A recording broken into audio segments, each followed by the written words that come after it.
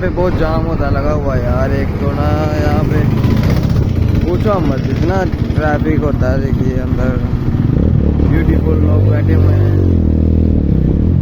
महीना महीना महीना घूमू मत करो, रुकाई ना ने ये मत बाड़ा करो।